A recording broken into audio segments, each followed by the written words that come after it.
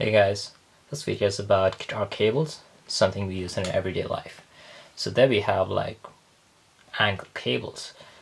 Well, angle cables seem pretty nice, right? It's sturdy, you won't sit on it, like if you sit on it, it doesn't break. Wow, seems pretty good. So these angle cables are made by plant waves, so it's actually Diodario in the back end really. And these are copper cables inside, which are supposedly oxygen free. It's got some fancy naming conventions. It's just 1 foot long. Sorry, it's 3 feet long or 1 meter. Whatever system you're using. Or if you're looking for something else, you could go for instrument cables and get something like this. I know it's a mess, but these are standard cables. These are actually custom-made cables that I have. These are 10 feet long, or approximately 3 meters. So, you know, cables really, both of them do the same job, right? Wrong. So they might be getting analog signals or digital signals from one end of your blockchain to the other, from one end of your signal chain to the other rather. But the way it is and where you use it, it makes a big difference. The quality of both are almost the same. I won't be one of those guys, you know, going and saying, hey, I hear a slight buzz. It doesn't have that buzz sort of thing, but it's not one of those gold-plated things which cost like probably $1 million, and you know, you're saying, oh, my tone sounds so beautiful. I'm not gonna give that kind of a crap review, but one place where you can use this is where you have sort of a setup where or I'll just show you my setup where I always I need one of these angle lock cables and I need these cables to work.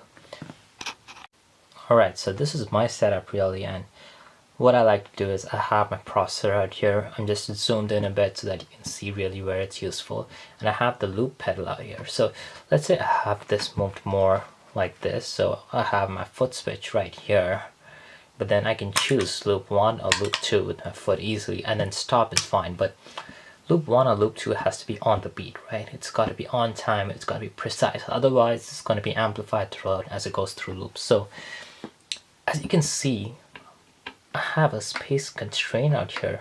What I like to do is I like to put the processor patch first in and then loop it out. So this is my input. You can see there's no gap, my finger won't go through, 0 gap. So this end really go to my guitar. And then I use the other one, patch it up, and here. So the benefit of this really is that as I'm playing, I can really just stamp, and then come here, stomp and stomp, right? It's really useful, and I can also use it for this. And you can see it, it's beautiful. Both are providing different purposes out here, that's what I meant. Of course, both of them do carry the same signal cable, about in the same signal chain, it does make sense. But as you can see, it really matters how you use it. On the other end, if you're first processing through here, then you would want this to go through to your guitar, because I don't know really length, even this could be a long 10-foot wire, but this can go directly to the guitar, and then you bring, this would be an input here, so this would really just plug in out here, and the length is perfect. So you do get these angle cables which are like less than 1 foot long between pedals and a pedal board, but these are really good.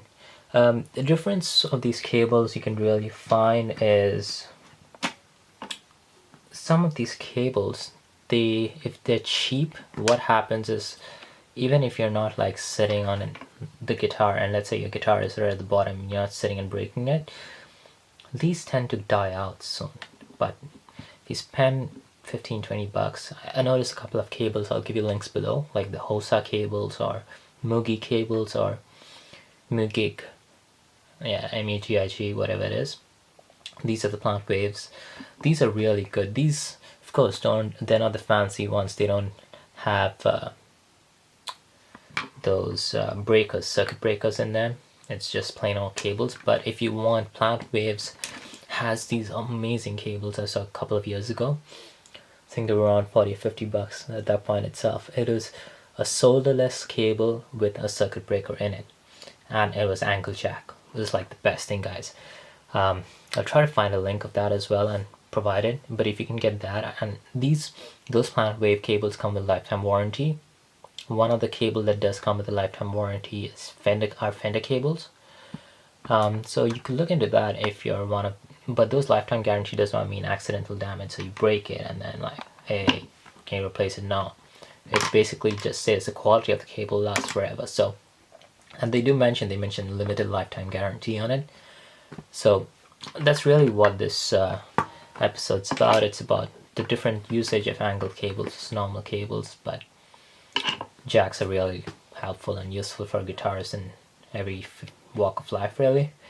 So do let me know like what you use your angled cables for, what your setup is like, and what sort of cables you find useful.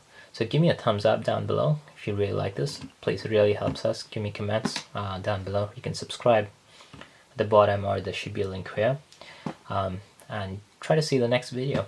It's a related video. It's really nice. Thanks a lot, guys. Cheers.